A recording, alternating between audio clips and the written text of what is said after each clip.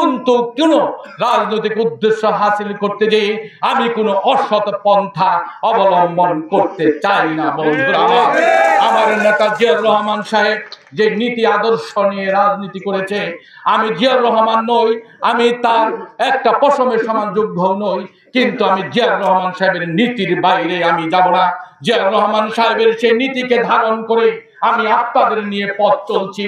ইনশাআল্লাহ উপরে যদি আল্লাহ পাক থাকে, যদি আমাদের নীতি ঠিক থাকে, এবং আমি যদি জনগণের কাছ থেকে জীবনে কোনো পয়সা নিয়ে না থাকি, কর্মীদের পয়সা না মেরে থাকি, আমি যদি রাজপথে না থেকে থাকি, তাহলে আল্লাহ পাক আমাদের সহায় হবেন না। আর যদি তা করে থাকি, যদি সৎ পথে থেকে এই কালিয়াকৈর পৌরবাসীর সেবা করে থাকি, কালিয়াকৈর উপজেলার 9টি ইউনিয়ন থেকে যত নেতা কর্মী বিপদে পড়ে দুঃসময় এসেছে, যত নেতা কর্মী জেলখানায় গিয়েছে, যত রাজপথে ঝুঁকিপূর্ণ কর্মসূচি হয়েছে, সব প্রোগ্রামে যদি আমার সদয় উপস্থিতি থাকে, তাহলে আল্লাহ পাক অবশ্যই আপনাদের পক্ষটা দেখবেন। আপনারা সরকারি দল হচ্ছেন, এই ধরনের কোনো আচরণ, এবং হিন্দু ভাইরা যাতে মনে করে যে আওয়ামী লীগ নয়, অন্য কোনো রাজনৈতিক দল নয়, সংখ্যালঘু 55,000 ভোটার যাতে মনে করে বিএনপি আমার সবচেয়ে বড় আশ্রয়ের জায়গা।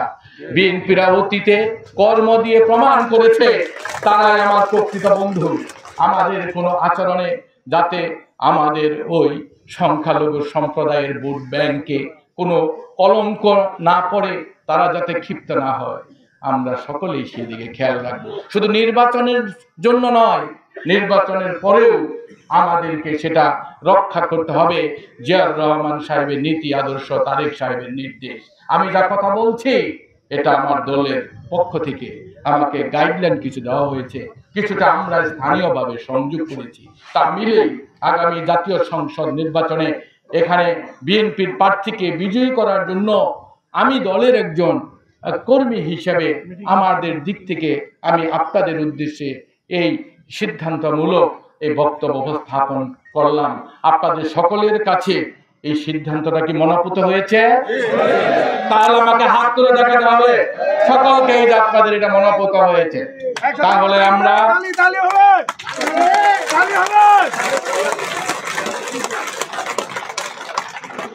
এবং আপনারা যদি আগামী জাতীয় সংসদ নির্বাচনে বিএনপির মনোনয়ন পান, দল যদি আপনাদেরকে যোগ্য মনে করে, তাহলে আপনাকে প্রমাণ করতে হবে আগামী 7 দিনের মধ্যে এই সমস্ত কর্ম করে যে আদৌ আপনি সেই নির্বাচন করার জন্য উপযুক্ত কিনা।